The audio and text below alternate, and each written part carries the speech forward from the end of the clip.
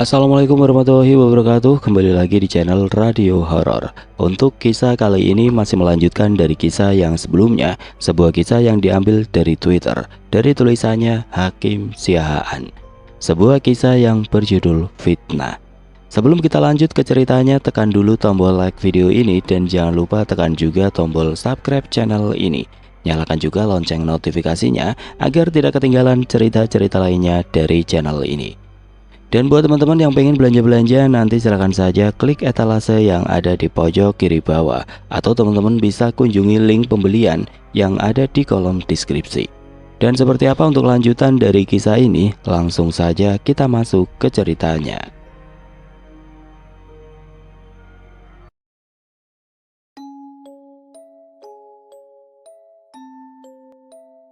Aku pikir cuma aku yang melihat makhluk-makhluk aneh di rumah ini. Ternyata adikku juga mengalaminya. Malam itu ketika kita semua sudah tidur, adikku terjaga dari tidurnya. Dia merasa hawanya panas, padahal kami tidur di samping jendela yang masih terbuka itu. Dia melihat sebelah kanannya, ada aku sedang tidur menghadap ke kanan. Tidak kuat dengan hawa panas itu, adikku lalu berinisiatif menaruh bantalnya di lantai. Maksudnya agar dingin. Nanti kalau sudah dingin, dia ambil lagi buat dipeluk. Lantai rumah kami memang masih menggunakan semen tipis seadanya yang kalau kebentur benda keras langsung retak.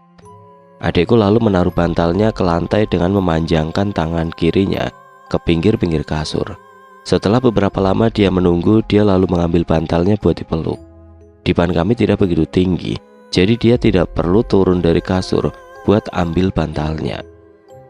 Hanya tinggal geser badan sedikit ke pinggir, langsung bisa diambil. Dengan mata mengantuk, adikku lalu mengambil bantalnya dan memeluknya. Ketika dia ingin melanjutkan tidurnya, dalam posisi terlentang dia dikejutkan dengan sosok laki-laki berkulit hitam yang menatapnya dari atas kelambu. Dia melihat adikku dengan tatapan yang tajam dalam posisi telungkup, hampir seperti orang sujud. Kukunya panjang dan jari-jarinya seperti orang mau menerkam. Anehnya kelambu kami tidak menekuk sama sekali. Padahal sosok itu nempel di kelambu bagian atas.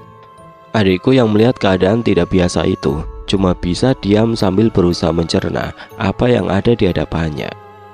Tidak berapa lama pandangannya dialihkan ketika dia menyadari ada yang aneh di lubang-lubang ventilasi di atas pintu dan jendela. Dia melihat ada banyak mata yang memperhatikannya dari lubang-lubang itu. Tidak hanya di situ, dia terkejut ketika dia menghadapkan pandangan ke arah kirinya. Di ruang tengah rumah, ada sosok perempuan bergaun putih berambut panjang sedang mengitari ruangan tersebut. Tangannya yang panjang sambil sesekali menghidupkan dan mematikan saklar lampu. Melihat ada orang-orang aneh yang baru dia lihat di rumah sambil menatap sosok lelaki di atas kelambu, dia teringat kata-kata hantu. Dia lalu menyebut nama hantu sambil bertanya-tanya. Matanya melihat sosok di atas kelambu sambil memeluk bantalnya yang sudah tidak dingin lagi. Seketika dia merasa merinding. Dia lalu mengarahkan badannya miring ke kanan, yaitu menghadap ke arahku, sambil menaruh bantalnya ke wajah. Ketika dia menghadap ke punggungku, dia melihat seperti ada seseorang tidur di sampingku. Dia mencoba mengintip dari lubang-lubang kecil dari ujung bantal yang dia tutup di wajahnya. Betapa terkejutnya dia melihat ada sosok pocong bertubuh besar dan wajahnya hitam legam yang sedang berbaring di sebelahku menghadap ke kiri. Wajah pocong ini tepat ada di depan wajahku, namun matanya yang sebelah kanan melihat ke arah lubang kecil di ujung bantal yang ada di muka adikku. Seakan-akan dia tahu kalau adikku sedang melihatnya dari lubang itu. Adikku hanya bisa diam kaku sambil mencerna apa yang dia lihat. Beruntungnya azan subuh sudah berkumandang dan tiba-tiba semua yang dia lihat lenyap tidak berbekas. Adikku menceritakan ini ketika dia sudah cukup besar, ketika kami sudah pindah. Selama kami tinggal di rumah ini dan mengalami hal-hal aneh, kami tidak berani menceritakan yang kami alami secara gamblang. Tidak tahu kenapa, tapi mengingatnya saja kami takut. Aku pernah menceritakan sosok-sosok yang menyeramkan yang muncul dari bantal yang aku taruh di wajahku, dan seketika sosok itu muncul di belakangku. Aku lalu menjerit-jerit ketakutan. Sore itu seperti biasa adikku sedang mandi setelah bermain seharian. Walaupun masih kecil, kami dibiasakan mandi sendiri ketika di rumah ini. Saat menimba air, adikku tidak kuat mengangkat timba air yang menurut kami waktu itu lumayan berat. Ditambah itu timba bekas adukan semen. Sambil menarik tali timba sekuat tenaga dengan menggesekkan talinya ke pinggir sumur, lalu dia injak tali yang sudah dia tarik dan ditarik lagi. Tidak sengaja injakannya terlepas dan timbanya jatuh ke sumur. Karena sudah mulai gelap, dia menyudahi mandinya.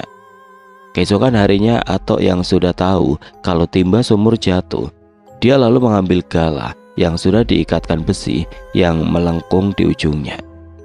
Gala ini selalu sedia di dekat sumur mengingat kami lumayan sering menjatuhkan timba. Atok perlahan-lahan memasukkan gala ke dalam sumur sambil mencoba mengaitkan besi di ujung gala ke tali timba. Cukup lama ia mengayunkan gala bambu tersebut sambil benar-benar terkait. Kondisi Atok memang tidak begitu sehat pada waktu itu. Ia bermacam-macam kiriman silih berganti datang ke rumah. Setelah mencoba beberapa kali, akhirnya seutas tali benar-benar tersangkut di ujung gala. Perlahan Atok mengangkatnya. Ketika muncul ke permukaan, betapa terkejutnya Atok mendapati bukan timba yang ia lihat, melainkan tengkorak yang sudah diikat tali sedemikian rupa. Seperti tidak percaya dengan apa yang dia lihat. Dengan perasaan yang takut dan tubuh gemetar, ia perlahan mengangkatnya ke atas. Dia lihat dengan jelas itu adalah tengkorak kepala babi. Ia lalu membawanya ke rumah dan memberitahu nenek yang sedang sakit pada waktu itu. Nenek sangat terkejut. Keadaan yang sudah parah ditambah ada yang sengaja memasukkan tengkorak itu ke sumur kami, satu-satunya sumber air yang kami gunakan. Sekarang sumur yang selalu kami gunakan untuk keperluan sehari-hari, dari mandi, wudhu, masak, minum, cuci-cuci dan kebutuhan lainnya, sudah tidak bisa lagi digunakan. Siang itu aku pulang untuk minum karena haus ketika main. Ketika aku ke meja ingin mengambil air yang ada di teko, nenek sedang terbaring di ruang tengah bilang, "Kita tidak ada air, air itu tidak bisa diminum." Aku yang sudah kehausan merasa bingung. Bagaimana mungkin tidak ada air, sementara kemarin kita masak air cukup banyak. Ditambah lagi kita selalu sedia air di termos dan di ceret-ceret yang ada di rumah. Nenek lalu melanjutkan, "Tadi atau kau dapat tengkorak kepala babi dari dalam sumur." Aku sontak tercengang. Terdiam membatu. Tiba-tiba hausku hilang. Dengan wajah sedikit tidak percaya sama apa yang nenek sampaikan. "Di mana tengkoraknya?" Aku bertanya dengan wajah yang bingung, tidak percaya tapi penasaran. "Diletakkan atau di samping rumah, di bawah pohon putih," ujar nenek yang tidak bisa menunjukkannya langsung karena susah bergerak. Dengan perasaan penasaran tapi juga was-was, aku ke samping rumah mendekati pohon pete itu. Aku lihat benar ada karung goni berwarna putih di bawah pohon itu. Seperti ada sesuatu yang besar di bawah karung itu. Aku sempat mengambil sebilah ranting kayu untuk menyingkap karung tersebut. Namun ketika aku sudah sangat dekat, aku mundur. Aku mengurungkan niatku untuk membukanya. Ada perasaan takut yang muncul, ditambah ketika nanti aku melihatnya dengan jelas, aku akan terbayang-bayang. Aku juga tipe orang yang jijian. Bagaimana aku bisa menyuap nasi ke mulutku jika aku terbayang bentuk tengkorak itu ada di sumur kami. Tubuhku juga tidak berhenti gemetar. Tapi rasa penasaranku juga kuat. Aku lalu merundukkan tubuhku ke tanah sambil melihat ke celah-celah kecil yang terbuka dari bawah karung itu. Ketika aku melihat moncongnya, ada taring panjang yang muncul dari atas moncongnya. Aku semakin ketakutan. Tidak tahan dengan keadaan itu, aku lalu masuk ke rumah. Pikiranku berkecamuk. Tiba-tiba aku merasa mual, pengen muntah rasanya karena mengingat selama ini aku minum dan makan air sumur yang ada tengkorak kepala babi di dalamnya. Sambil bertanya-tanya di dalam hati, sudah berapa lama dia ada di dalam situ? Berarti selama ini siapa yang menaruhnya? Kok tega? Aku jadi tidak karuan dengan berbagai macam pertanyaan yang muncul di pikiranku. Setelah kejadian itu, sebenarnya aku tidak ingat berapa hari setelahnya kami disibukkan dengan mengumpulkan barang-barang rumah. Dari pakaian sampai perabotan rumah tangga. Kami membawanya ke kanal sebuah sungai yang cukup besar yang jaraknya lumayan jauh dari rumah. Kami lalu menyamak atau mencuci pakai lumpur barang-barang tersebut. Dulu aku tidak begitu mengerti, tapi jika ada barang-barang atau bagian tubuh yang tersentuh oleh anjing atau babi, maka kita menyiramnya dengan air lumpur. Tengkorak kepala babi tersebut cukup lama berada di samping rumah. Nenek mencoba mencari pelakunya, namun tidak ada yang mengaku. Ya iyalah, harapan yang sudah pasti mustahil pada saat itu. Setelah beberapa lama aku sudah tidak melihat karung goni itu lagi. Ketika aku tanya ke nenek, ternyata Atuk menguburnya di suatu tempat. Setelah itu sumur sudah tidak kami gunakan lagi. Sumur tersebut masih ada sampai saat ini.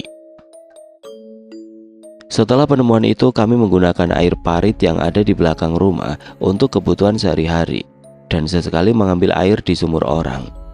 Kami juga menampung air hujan ketika hujan tiba. Beberapa minggu setelahnya dengan menjual barang-barang yang kami punya, alhamdulillah kami bisa membuat sumur bor. Waktu itu malam-malam nenek sedang mencuci pakaian di belakang. Keadaan nenek memang tidak menentu, kadang sehat kadang sakit.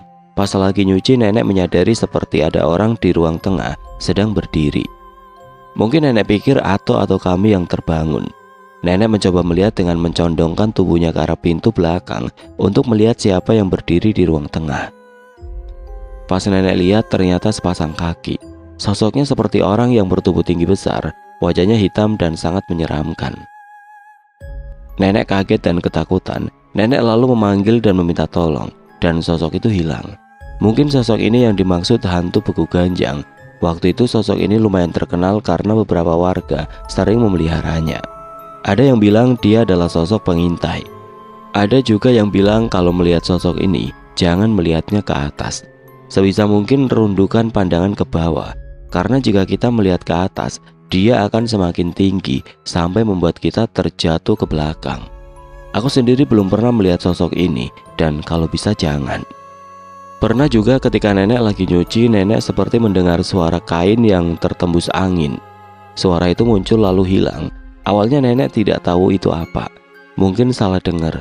Tiba-tiba sosok ini hinggap seperti burung di papan pojok rumah sambil memperhatikan nenek.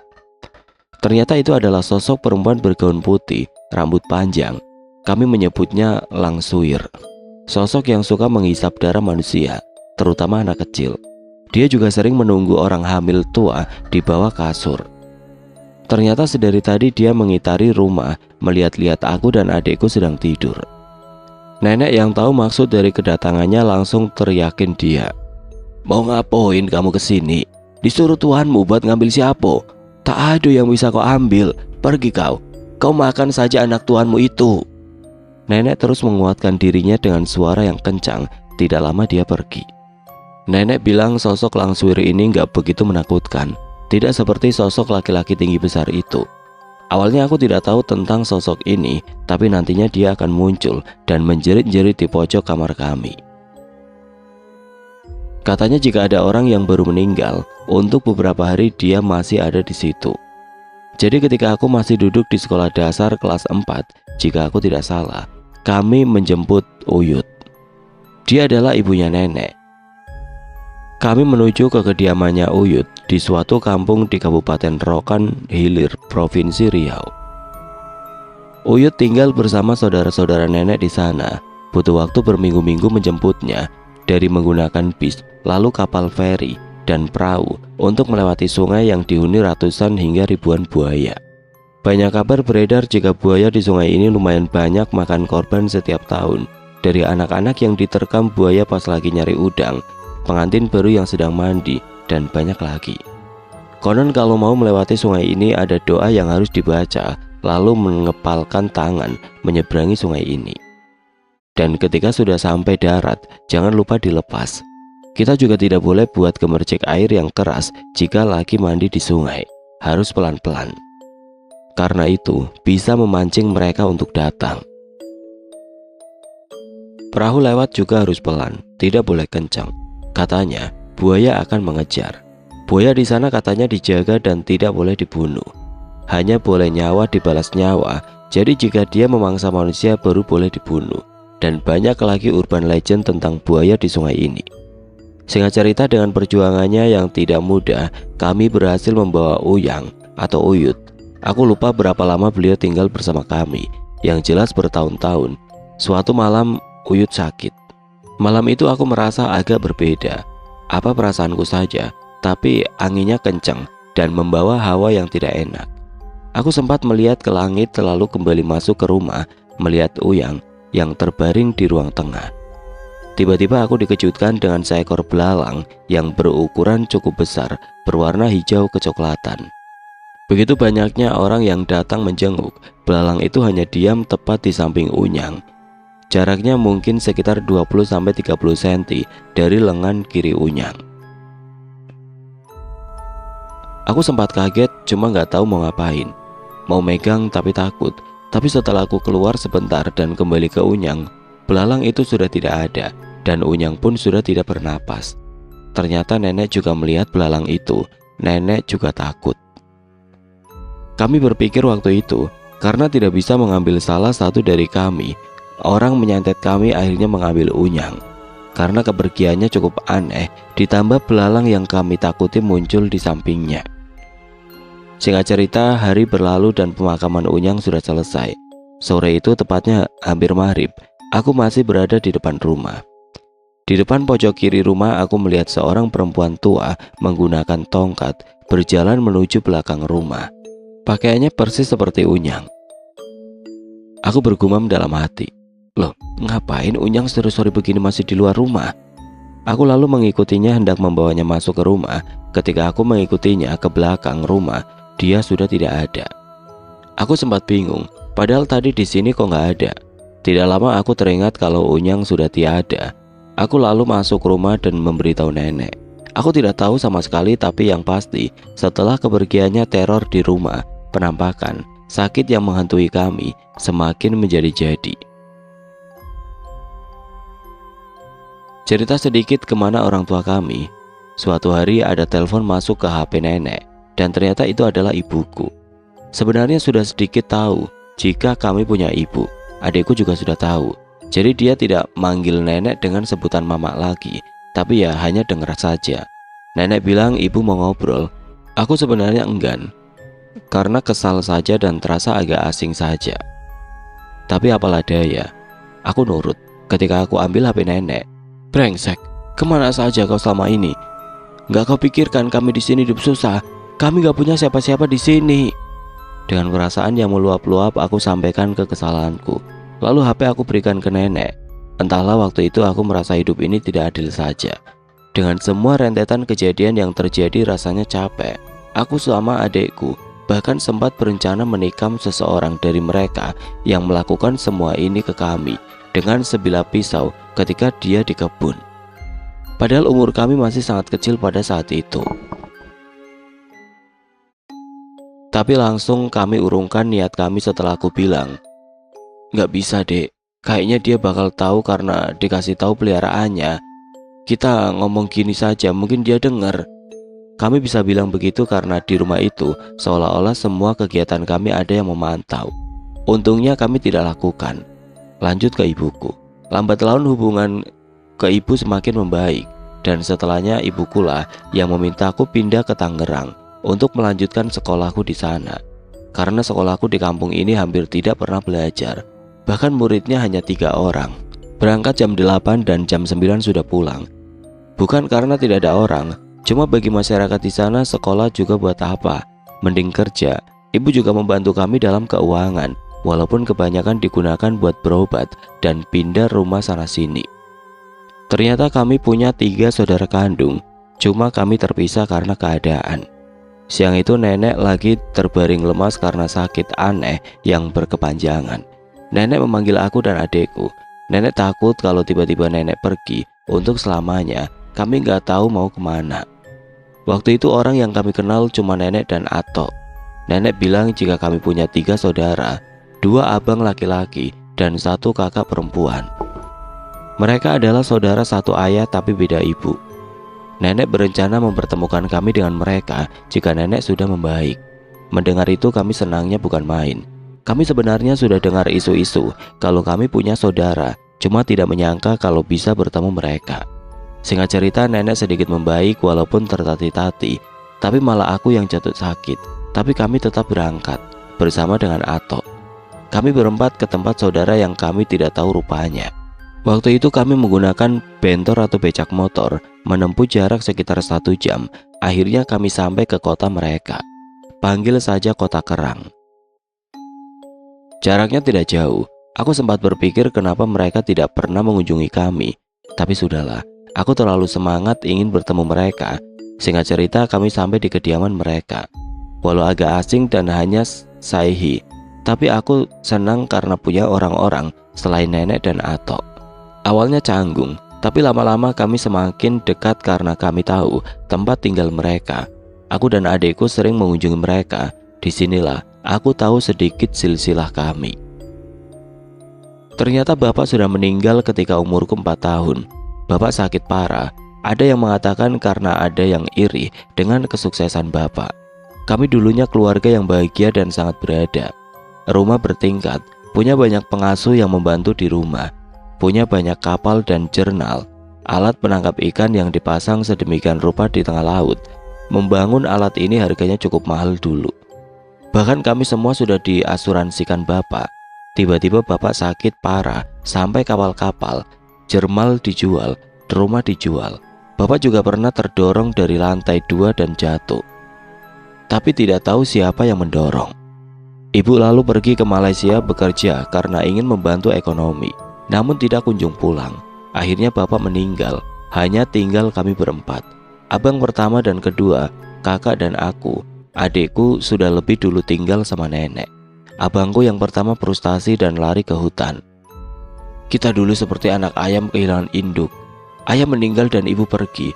Abang masih SMA waktu itu, gak tahu harus gimana sama kalian. Abang kedua, gak tahu ceritanya, dia tahu-tahu berada di beda pulau dan sakit keras sampai akhirnya dibawa pulang kembali ke Kota Kerang ini. Kakakku yang perempuan ditaruh di pantai jompo sampai akhirnya ada seorang kerabat yang melihatnya dan diam-diam membawanya pergi dan kembali ke kota ini. Kakakku bilang, Hakim tidak ingat pas kakak kelas 4 SD dulu, kakak gendong-gendong Hakim ke dalam ruangan kelas. Karena tubuhmu penuh dengan kudis, gak ada yang mau dekat kamu, dan kamu cuma deket sama kakak, sampai ikut kakak kemana kakak pergi. Aku sama sekali gak ingat itu. Aku sendiri setelah bapak tiada luntang-lantung dari rumah ke rumah yang gak tahu siapa mereka. Dengan tubuh kena penyakit yang hampir seluruh tubuhku dipenuhi kudis. Sekilas yang aku ingat orang-orang marah-marah dan terganggu sama aku. Aku cuma duduk diam di depan rumah mereka. Sampai akhirnya nenek menemukanku dan membawaku pulang ke kampung dan tinggal sama adikku. Saudara-saudara kami yang dari bapak katanya kurang beres waktu itu.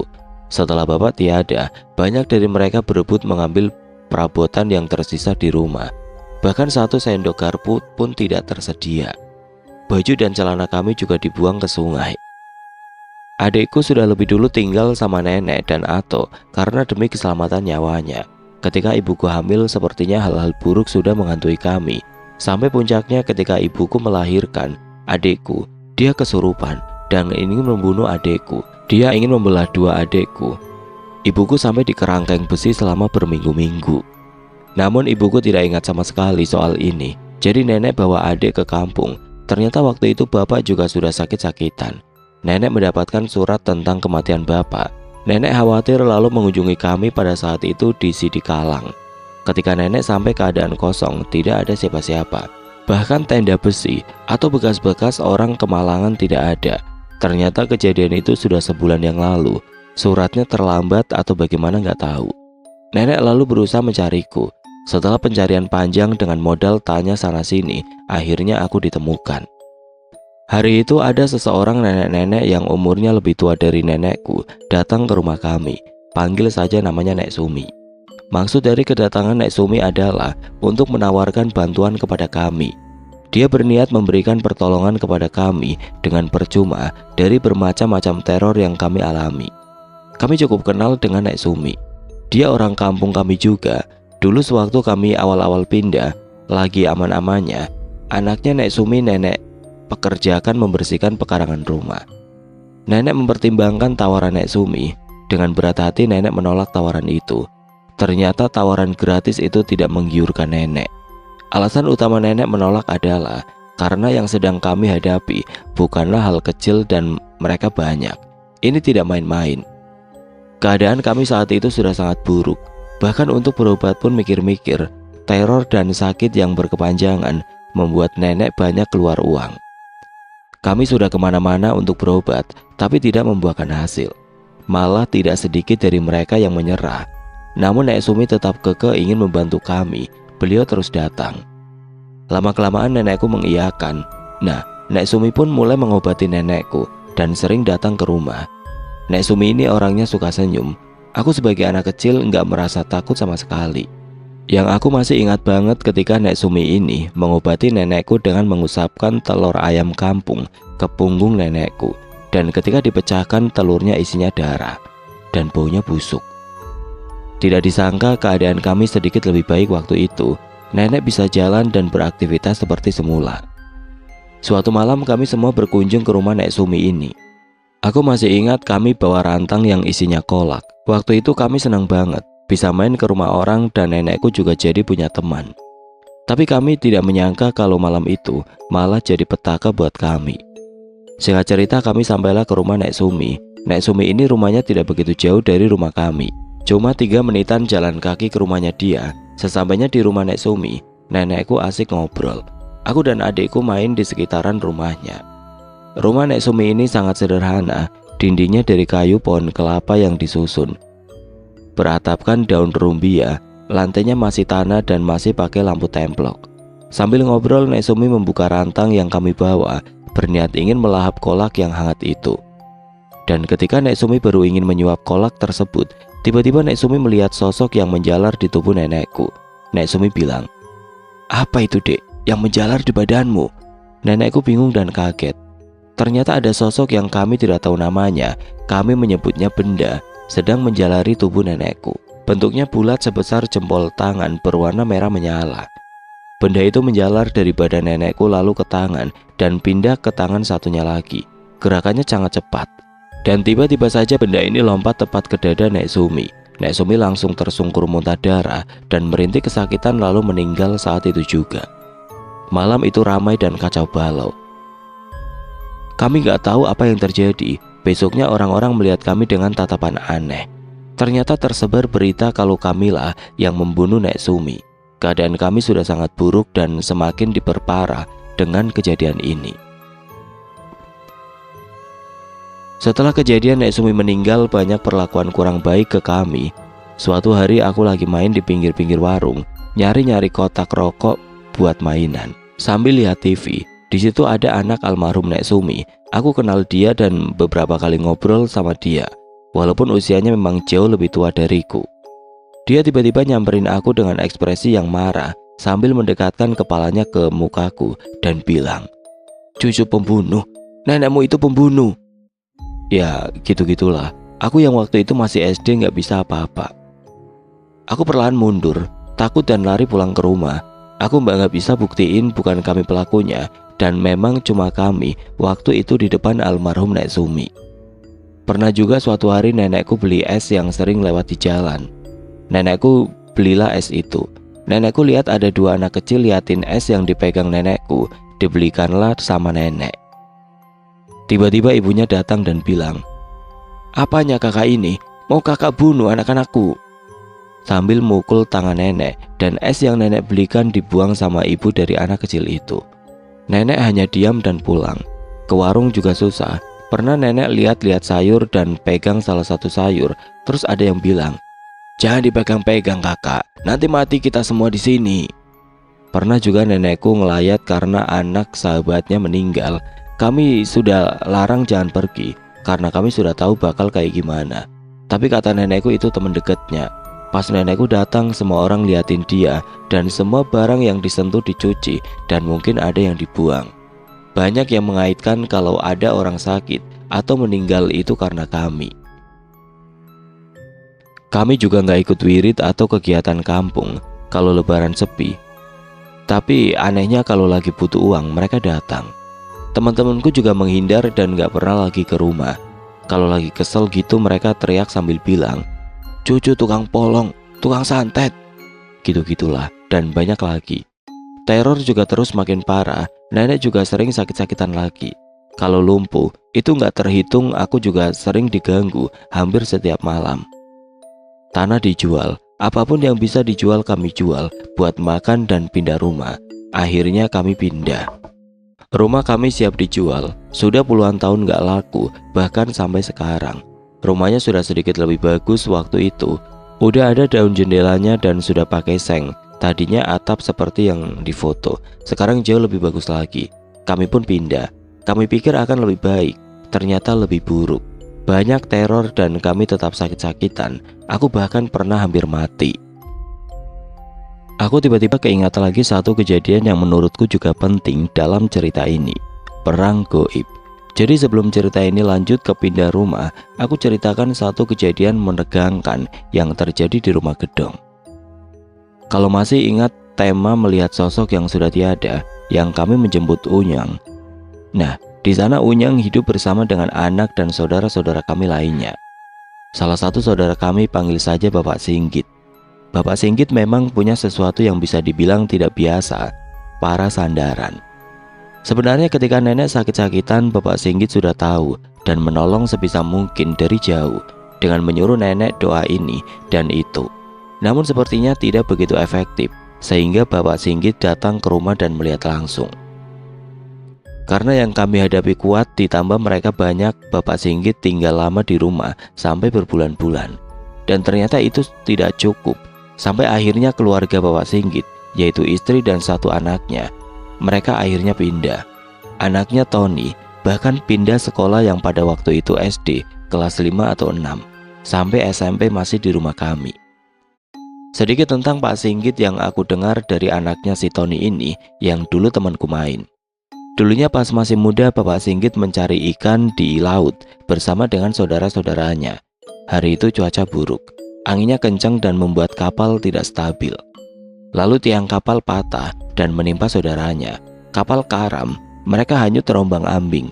Saudara Pak Singgit semua selamat dan berhasil ditemukan nelayan, namun tidak dengan Pak Singgit. Bapak Singgit terbangun di pinggir pantai di sebuah pulau tidak berpenghuni. Aku tidak tahu pasti berapa lama dia di sana. Singkat cerita, ia bertemu dengan penduduk di pulau itu. Beliau disambut dan sampai menikah dengan salah satu perempuan di pulau itu. Dari pernikahan itu mereka dikaruniai satu anak. Aku tidak tahu nama dari anak ini, tapi aku kaget karena Tony bilang dia punya satu saudara lagi, cuma tidak terlihat. Ya, ayahnya menikah dengan jin yang tinggal di pulau itu. Beberapa orang menyebutnya orang bunian. Berawal dari sana dia punya banyak pegangan. Tony ini juga punya sesuatu. Nenek selalu bilang, jangan cari masalah dengannya. Karena kami orangnya jahil, jadi nenek mengingatkan. Nenek bahkan sering bilang pas kami lagi menjahilinya, cari 5 orang atau lebih yang badannya jauh lebih besar dari kalian atau yang lebih tua, keroyok dia, kalian tidak akan menang. Nenek bilang gitu biar kami tidak kelewatan. Dari situ kami sedikit hati-hati sama dia. Namun ya namanya juga kami, kalau nggak iseng ya bukan kami. Pernah suatu hari kami membuat Tony kesal. Seketika dia mengepalkan tangannya dan menumbuk kursi yang menurutku keras. Dan kursi itu bolong cukup besar, serpihannya terpental berantakan. Padahal dia melayangkan tangannya tidak begitu kencang. Ditambah dia masih anak SD. Di situ aku tercengang dan tidak main-main lagi sama dia. Kalau kepalaan itu mendarat di dadaku, gimana jadinya aku? Aku pernah penasaran dan menanyakan tentang kekuatannya itu. Dia beritahu aku semuanya. Salah satunya puasa dan lain-lain. Aku tidak akan kasih tahu detailnya. Tapi aku tidak pernah berniat melakukannya. Kembali ke Pak Singgit. Yang aku tahu, beberapa dari mereka adalah Hang Jaja. Aku tidak tahu perawakannya, namun aku pernah beberapa kali melihat Bapak Singgit memanggilnya. Malam itu Bapak Singgit masuk ke kamar kami yang waktu itu ada aku, adikku, nenek dan Atok. Ternyata beliau sudah dikuasai seluruhnya sama Hang Jaja. Aku melihat mimik wajahnya, auranya, cara dia berjalan, senyum, bahkan logatnya beda dengan Bapak Singgit yang ku kenal. Pas dia melihatku dan adikku seperti orang baru bertemu. Nenek berbincang-bincang dengan Hang Jaja. Mereka membicarakan sifat Bapak Singgit yang memang keras. Bahasanya Hang Jaja ini aku sedikit paham, hanya saja logatnya kayak ada Aceh-Acehnya. Ternyata benar, nenek bilang dia berdiam diri, bertapa di suatu bukit di Aceh. Yang aku masih ingat pembicaraan mereka ketika Hang Jaja ini menyarankan nenek sama Atok buat naik haji. Lalu nenek bilang, "Nggak ada uang." Atok juga menambahkan, "Tubuh juga udah nggak kuat." Lalu Hang Jaja ini bilang, "Allah pasti membantu kita." Dari yang aku tahu dari pembicaraan mereka, Hang Jaja ini sosoknya tidak begitu besar, dan dia sebagai penyembuh, karena dia selalu datang buat menyembuhkan nenek. Lalu Bapak Singgit punya panglima 4 penjuru, utara, selatan, timur, dan barat. Semuanya kuat dan baik, dan yang satu lagi yang jahat, yang bisa buat menghilangkan nyawa orang. Ia adalah Panglima Hitam. Semua jin-jin ini disebut sandaran. Selain memang Bapak Singgit menyebutnya begitu, ketika dia memanggil mereka, mereka memanggil Bapak Singgit dengan sebutan sandaran. Kalau aku mengartikan sendiri, mungkin seperti inang lah. Tapi semua jin ini tidak pernah minta apapun. Mereka datang dengan sendirinya, dan kalau dibutuhkan mereka datang. Bapak Singgit tetap ibadah, puasa, dan lain-lain.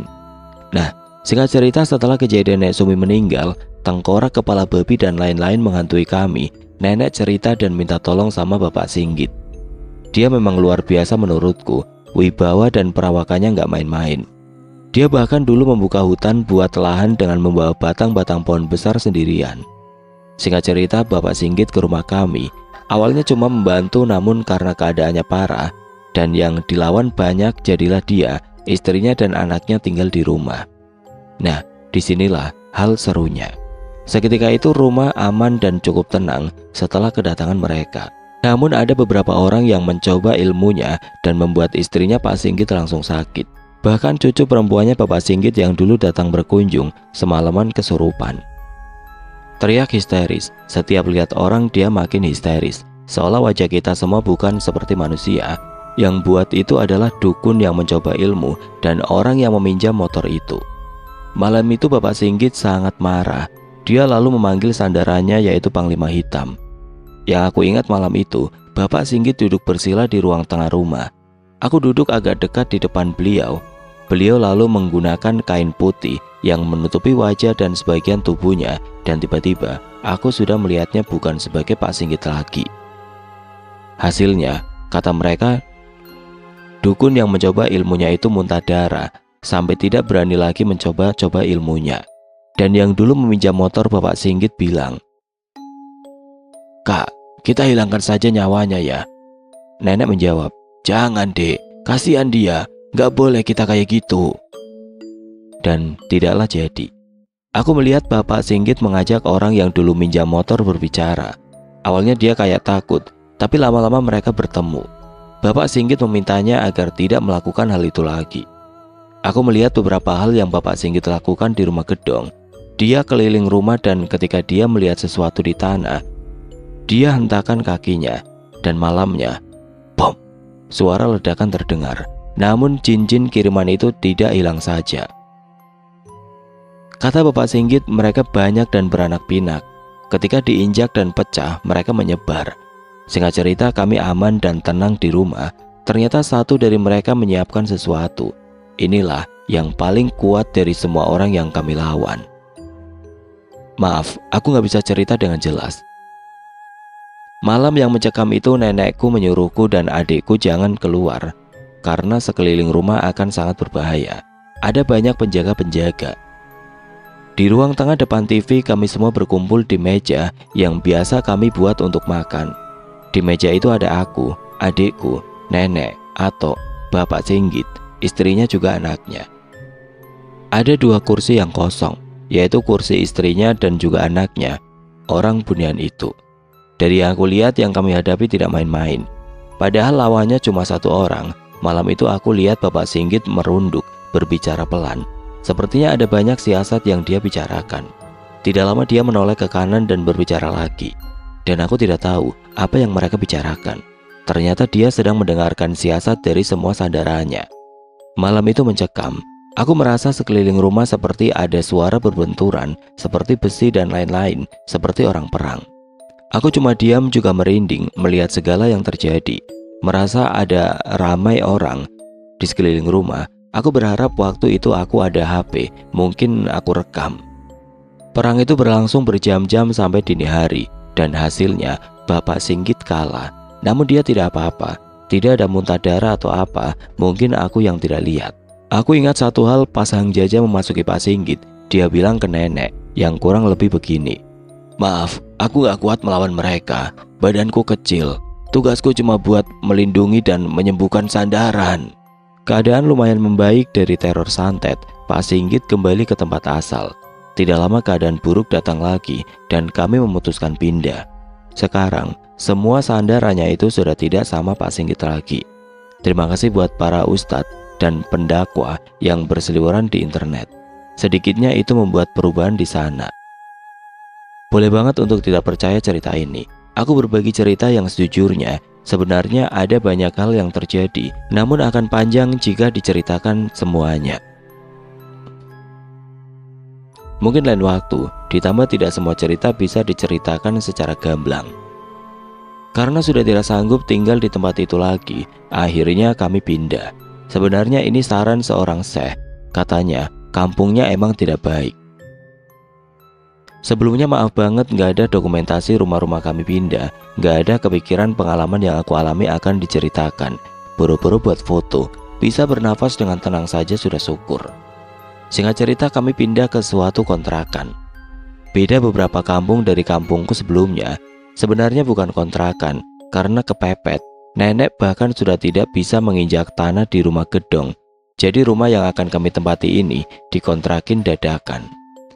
Kami menempati bagian depan rumah yang enggak dipakai. Kami benerin sedikit rumahnya, yang lantainya tanah kami semen. Dan beberapa yang lain kami ganti, bentuknya cuma persegi 4. Ya tidak begitu besar, tapi cukup buat kami berempat. Sumurnya laki-laki di luar. Sharing sama yang punya rumah, di tengah-tengah ada satu pintu penghubung antara ruangan kami dan ruangan yang punya rumah. Waktu kami pindah nggak semua barang-barang dibawa karena keadaannya sudah tidak memungkinkan. Nginjek tanah yang rumah gedong saja mikir-mikir, terutama nenek. Bisa langsung jatuh dan sakit. Kami jadi nggak pernah lagi ke rumah gedong itu. Nah, yang punya rumah atau kontrakan ini punya anak perempuan, panggil saja Santi. Seumuran adikku lah kira-kira. Dia suka bunga dan adikku bilang kalau kami punya banyak bunga di rumah yang sebelumnya. Adikku emang tangannya dingin. Tanam apa saja tumbuh. Lah, aku sudah ada niat nanam, disiram, disayang-sayang, pohonnya tetap saja mati. Nah, Santi ini mau ngambil itu bunga. Udah ngebet banget. Kami kan nggak mau ke sana karena memang nggak boleh, dan benci juga waktu itu mau ke sana.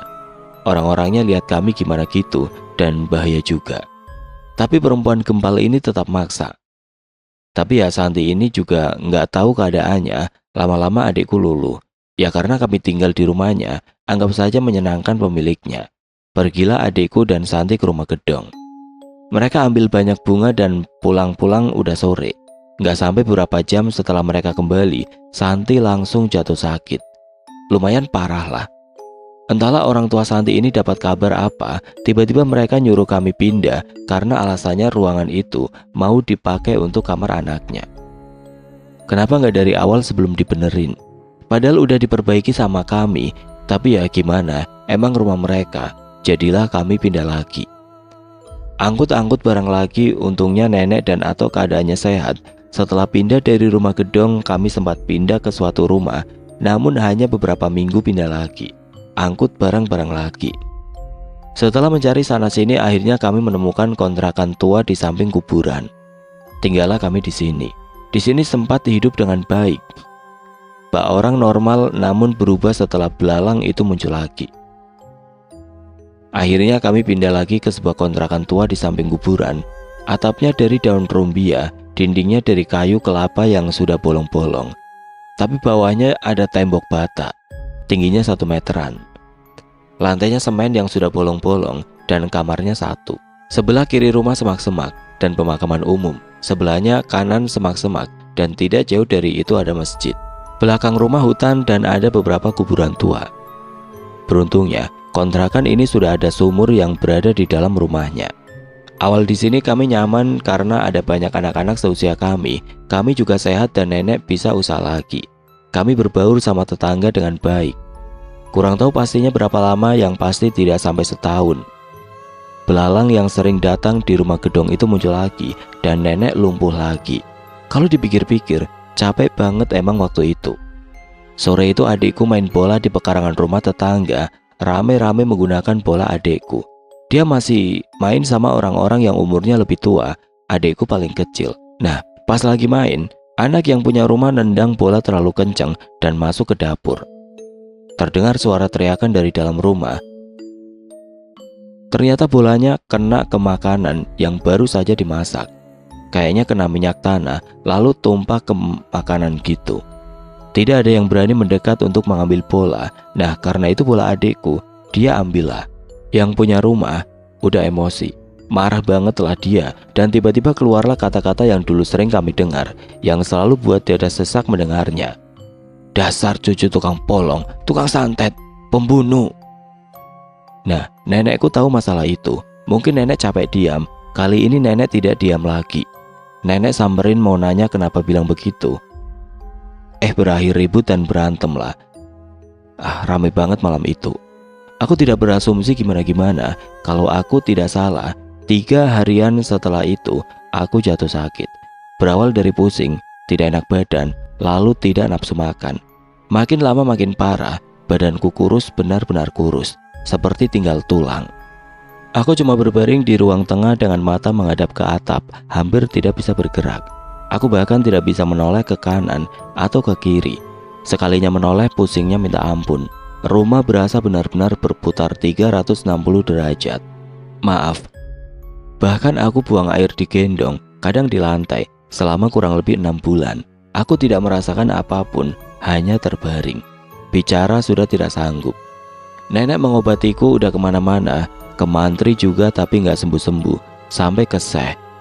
Sampai nenek pernah pulang nyasar pas mengobati aku. Suatu hari aku mendengar percakapan nenek dan Atok pas aku terbaring. Kayaknya tidak selamat si Hakim, Bang. Aku udah kayak mayat hidup. Siang itu aku lagi tidur dengan wajah menghadap ke atap. Cuma itu yang bisa aku lakukan. Di tidurku aku melihat seorang lelaki parubaya berjalan di atasku, di papan-papan dekat atap. Aku melihat punggungnya yang berjalan menjauh membelakangiku. Tiba-tiba laki-laki ini jatuh dari atas ke bawah. Seseorang menembaknya dari belakang tepat di dadanya. Laki-laki ini jatuh tidak jauh dari ujung kakiku. Laki-laki yang jatuh itu adalah almarhum bapakku. Aku tidak tahu rupa almarhum bapak. Fotonya pun tidak ada, namun di mimpi itu perasaanku bilang seperti itu. Nah, dari situlah aku terbangun dengan perasaan yang lebih baik. Tiba-tiba bangun bilang ke nenek, "Nek, aku mau makan." Wah, dengar itu nenek seneng banget, langsung nanya, "Mau apa? Mau apa?" Aku ingat banget pengen nasi goreng dari salah satu warung yang aku suka. Nenek langsung bilang ke Atok, "Bang, cepet beli bang." Atok lalu bergegas beli nasi goreng itu. Walaupun aku makan cuma sedikit, tapi itu sudah jauh lebih dari cukup untuk memberiku harapan untuk hidup. Aku perlahan membaik dan terus membaik. Aku masih ingat awal-awal aku bisa menolehkan kepala ke kiri dan ke kanan. Perlahan aku mencoba berdiri sendiri dengan memegang dinding-dinding rumah. Aku berhenti sebentar dan berjalan pelan menuju kamar mandi. Walau masih pusing dan kadang minta tolong untuk balik ke tempat tidur, namun aku bisa. Dan akhirnya aku bisa ganti celana sendiri yang tadinya cuma pakai sarung sampai saat ini. Ibu yang marah-marah itu sudah minta maaf dan sekarang sudah akrab dengan kami. Pagi itu aku lagi bermain sama adikku di halaman samping kiri rumah. Rumah ini memang halamannya luas. Ya hampir semua rumah orang pada saat itu halamannya luas. Semalam baru hujan deras dan pagi ini udaranya segar. Lagi asik main, pandanganku dialihkan sama sesuatu berwarna hitam yang keluar dari tanah. Aku pun mendekat. Penasaran itu apa? Pas aku lihat itu adalah kain hitam selebar telunjuk keluar dari tanah. Sepertinya karena hujan deras semalam membuat tanah kegerus, jadi kain itu keluar. Aku yang penasaran ingin menarik kain hitam itu keluar dari tanah. Ketika aku ingin pegang, muncul perasaan yang aneh. Aku gemetar, tubuhku merinding dan aku merasa takut. Lalu aku panggil Atok dan nenek yang saat itu sedang melihat kebun di samping kanan rumah. Atok datang lalu menarik kain itu keluar. Ternyata di ujung kain itu ada buntalan persegi 4 seperti bantal. Ketika dipegang, di dalamnya seperti ada paku, jarum, tanah, dan kesat seperti rambut atau benang. Tiba-tiba aku teringat sesuatu. Beberapa hari yang lalu sore-sore ketika nenek dan Atok pergi bekerja, adikku keluar main. Aku pulang buat minum kalau tidak salah. Aku melihat punggung laki-laki sedang jongkok di samping pojok sebelah kiri rumah, tepat di mana kain hitam itu dikubur. Dia seperti sedang mengorek-ngorek tanah. Dia yang tahu aku melihatnya langsung terkejut, seperti buru-buru lalu berdiri dan pulang. Dia sempat melihat ke arahku dengan pandangan yang aneh. Pas aku lihat, ternyata dia adalah guru ngajiku. Panggil saja Pak Haji. Aku tidak menaruh perasaan curiga, cuma merasa aneh, tapi ya sudahlah, pikirku. Di kampung wajar ada orang di pekarangan kita. Ditambah samping rumah memang digunakan beberapa orang lewat untuk ke kebun mereka. Nenek juga cerita jika istrinya Pak Haji sedang sakit. Beberapa hari yang lalu ketika nenek sedang sholat zuhur, beliau datang ke rumah, tapi tidak masuk ke rumah, hanya mengetuk dari jendela. Dia membawa segelas air dan meminta nenek untuk mendoakan air tersebut. Mendapati itu nenek terkejut. Nenek sempat bilang nenek tidak tahu hal-hal begitu, paling doa surat pendek seperti Al-Fatihah dan lain-lain. Namun Pak Haji memaksa dan tidak masalah. Nenek lalu turuti dan dia langsung pergi begitu saja. Ternyata air itu buat istrinya yang sakit. Nenek sempat pergi menjenguk ke rumahnya, namun nenek tidak begitu disambut. Tidak diajak bicara. Bahkan ketika nenek duduk, mereka membelakangi nenek terus, sampai akhirnya nenek pulang. Mungkin saja kain itu Pak Haji ini yang taruh. Aku bilang mungkin karena tidak ada bukti, tidak ada pengakuan atau minta maaf seperti yang lainnya, di mana mereka mengakui dan sudah minta maaf. Sepertinya seseorang yang tidak suka kami dari kampung rumah gedong ini sengaja membuat tetangga kami ini sakit, karena melihat kami awalnya sudah dekat dan akrab sama banyak orang. Tidak tahu bagaimana caranya dia berobat sana-sini, sampai akhirnya bertemu dan bilang kalau yang buat adalah nenek. Dan dia meminta syarat mengubur kain itu di dekat rumah dan meminta doakan air dari nenek agar sembuh. Dan ternyata benar sembuh. Dan jadilah mereka percaya jika itu nenek yang buat. Hal-hal adu domba seperti ini sering terjadi sama kami. Setelah kain itu ditarik, ada kepikiran buat kami tanam balik ke rumah mereka. Mungkin bisa balik ke mereka, karena kami yakin kain itu bukan guruku ini yang buat. Dia hanyalah disuruh. Lagi-lagi nenek menolak, itu tidak baik. Lalu kami lanjut main dan kain itu ditaruh di jendela rumah sebelah kanan, tepatnya di pojok kanan bawah jendela. Tiba-tiba saja aku merasa sangat mengantuk, padahal masih pagi. Seumur-umur tidak pernah aku tidur jam segitu. Akhirnya karena sudah tidak tahan lagi, aku tidur di ruang tengah, dekat jendela yang ada kain hitam itu. Posisi kepalaku di bawah jendela itu. Pas aku tidur, baru sebentar, antara tidur dan bangun aku melihat perempuan menyeramkan keluar dari kain hitam itu. Dia sangat marah sama aku, seperti mau mencakarku. Pakaiannya putih berantakan dan ada bercak-bercak hitam kayaknya tanah. Rambutnya hitam panjang berantakan, kuku-kukunya tajam dan panjang. Wajahnya jelek, maaf, matanya hitam, mulutnya lebar dan gigi-giginya panjang dan tajam. Dia berusaha menggapaiku dengan jari-jarinya. Mulutnya terbuka lebar seperti ingin mengoyakku. Aku melihatnya tapi tidak bisa bergerak. Aku minta tolong dengan memanggil nenek. Aku bisa melihat nenek sama Atok sedang berkebun tidak jauh dari jendela itu. Namun mereka tidak menghiraukanku. Aku lalu memukul-mukul paha adikku yang waktu itu sedang duduk di sebelahku. Mungkin dia bosan tidak ada teman main. Namun dia tetap diam. Aku merasa sudah menyentuhnya dengan keras. Cukup lama aku berada di alam itu dengan teriak sekeras mungkin. "Nek, tolong!" Dengan sekuat tenaga tiba-tiba, "Nek, tolong!" Suaraku lepas terdengar. Aku langsung bangun dan duduk. Atok dan nenekku kaget. Adikku apalagi. Lalu aku ceritakan yang aku lihat. "Ada perempuan jahat di kain itu, Nek." Aku sambil menunjuk ke kain. Di situ makin besar keyakinan kami kalau kain itu bukan sembarangan. Lalu kain itu kami bakar. Salah satu malam terseram yang pernah kami alami. Nenekku perlahan memasuki kamar kami. Dia gemetar. Dia melihat dua cucunya sedang tidur pulas. Perlahan dia mendekat. "Hakim, bangun. Brata, bangun." Suara nenek halus masuk ke telingaku. Perlahan aku bangun dan nenek dengan sigap mendekap aku dan adikku ke dadanya. Nenek berusaha menutup kuping kami. Beberapa detik aku sadar jika kami dalam keadaan yang genting. Suara tangisan perempuan aku dengar dari arah belakangku di pojok atas kamar kami.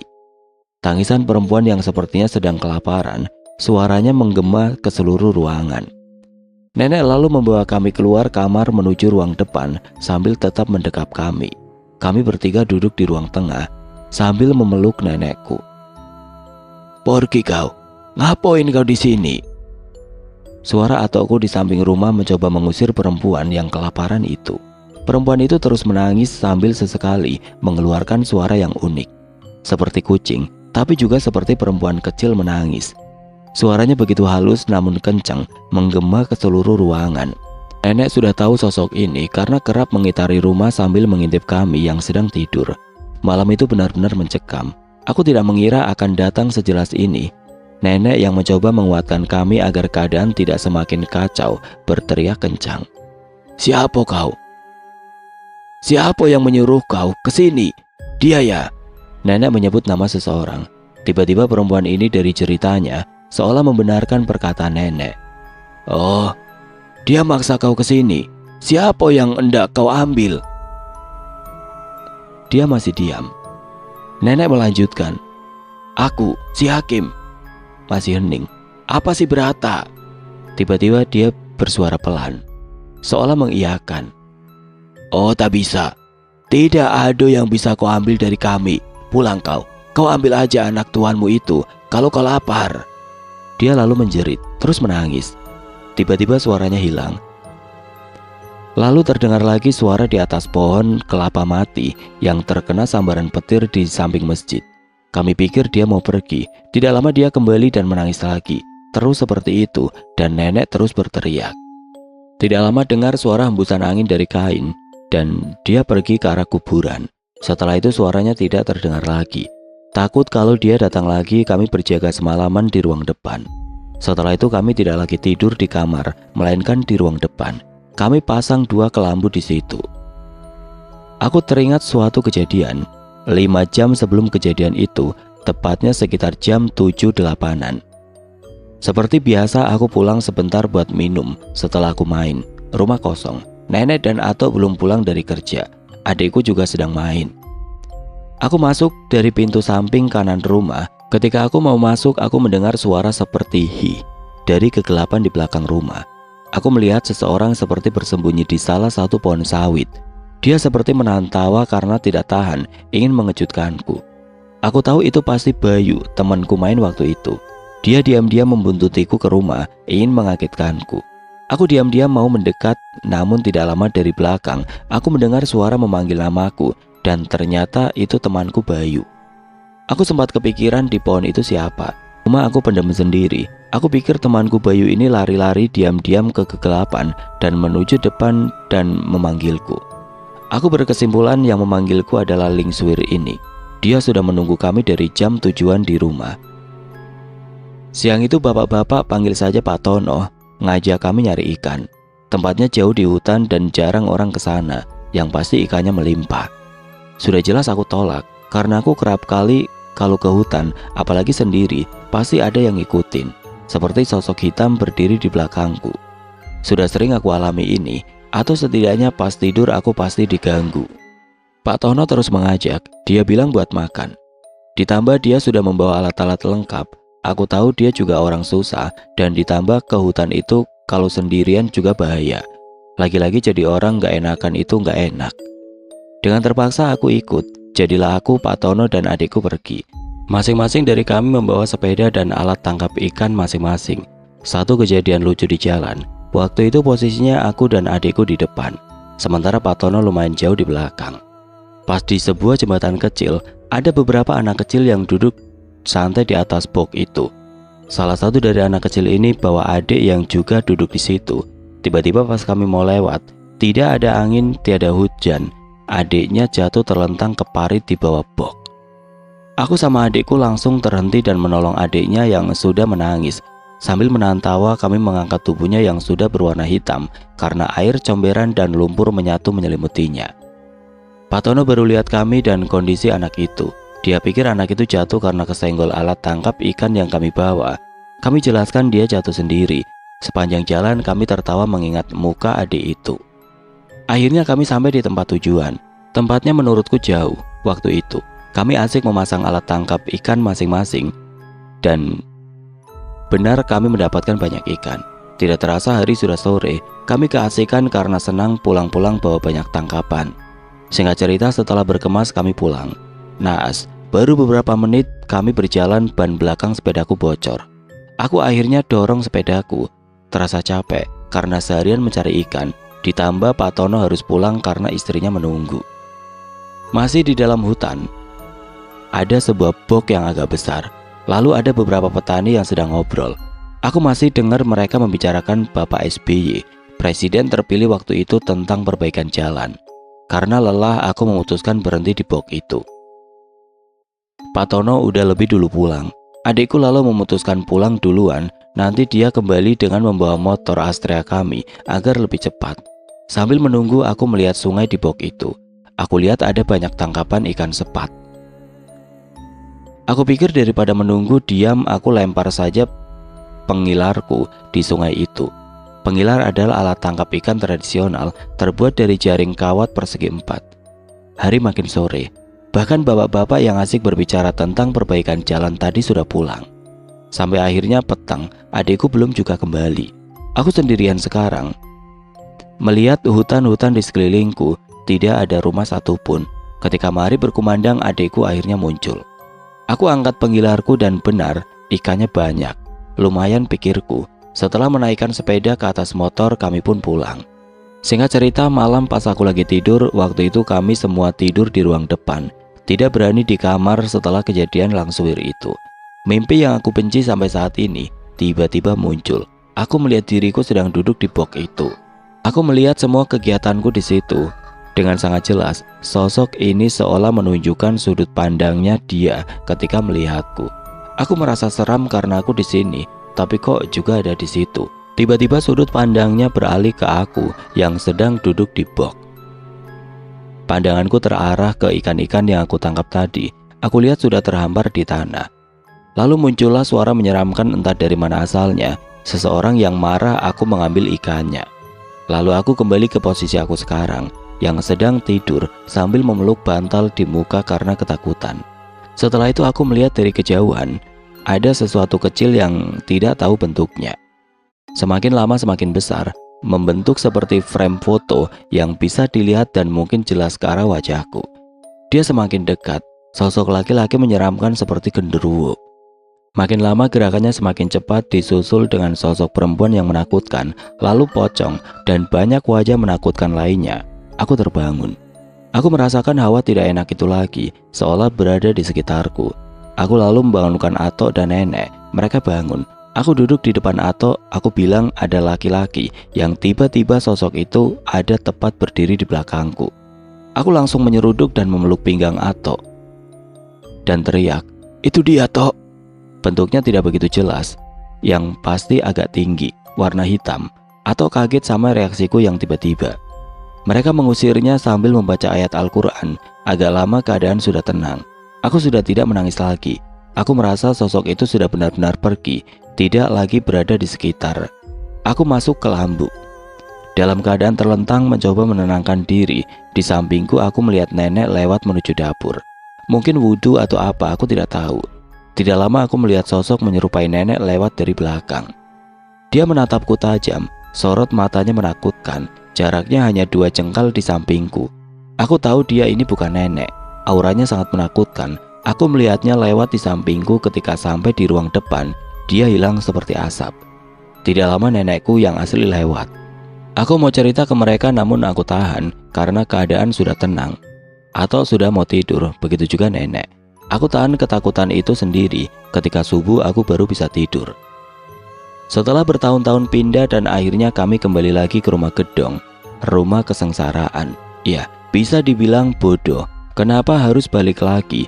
Keadaan kami susah banget waktu itu. Bayar sewa rumah, apa-apa harus beli. Kalau di rumah gedong ini kebunnya luas, ibaratnya apa-apa saja ada. kelapa, sayur-sayuran, buah-buahan, nggak perlu beli, malah bisa dijual dan dapat uang. Kami pikir juga setelah bertahun-tahun sekarang keadaan sudah lebih baik. Sementara di rumah kontrakan di samping kuburan ini sampai makan rumput liar yang tumbuh di samping-samping rumah. Jadi ada rumput liar gitu di sekitar rumah, ada banyak. Nenek bilang kayak ini bisa dimakan buat obat. Oh iya Nek, ya udah kita masak saja. Ya udah, coba tanya sama nenek ini, maksudnya yang punya kontrakan, boleh nggak kita minta? Ambil satu tangkai kasih tahu nenek yang punya rumah. Aku ambillah dan lari, kucuk-kucuk ke rumah yang punya kontrakan.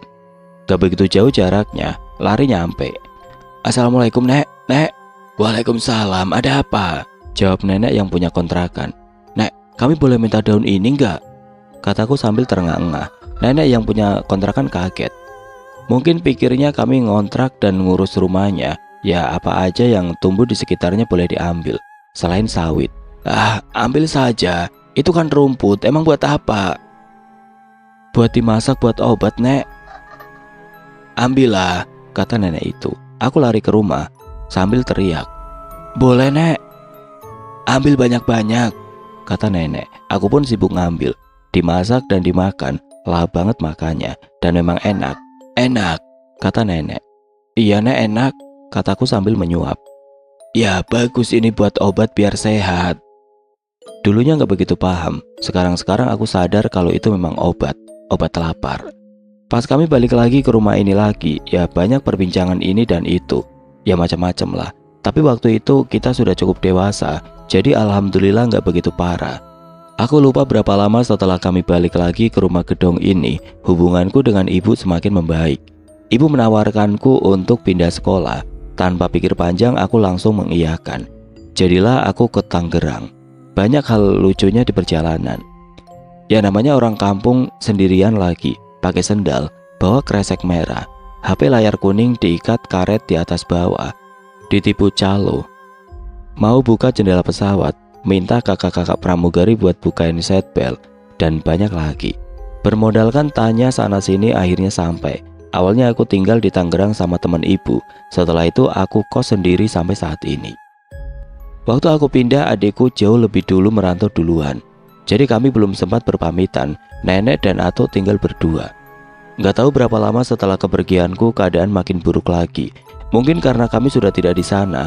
Pokoknya gak aman buat mereka. Akhirnya Atuk dan nenek pindah ke kota Medan. Ibu membeli rumah di sana. Walaupun sudah pindah, aku tetap merasa ada sesuatu. Beberapa kejadian horor juga aku alami. Aku tidak berani menceritakan yang aku alami ini ke siapa-siapa dulu.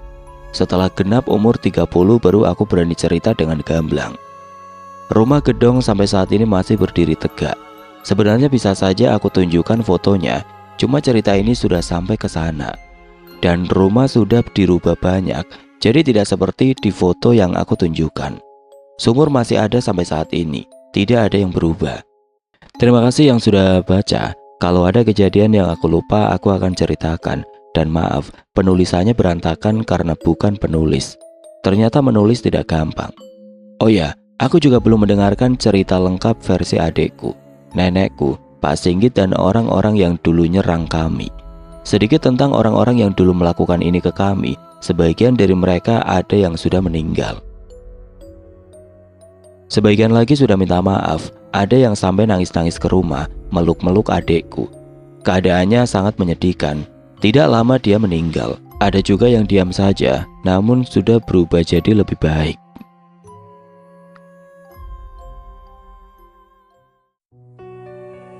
Oke teman-teman, sekian untuk kisah kali ini. Bagaimana menurut kalian tentang kisah ini? Tulis komentar kalian di kolom komentar. Dan buat teman-teman yang baru bergabung, jangan lupa untuk like, komen, share, serta subscribe channel ini. Dan nantikan kisah-kisah horor berikutnya tetap di channel Radio Horor. Wassalamualaikum warahmatullahi wabarakatuh.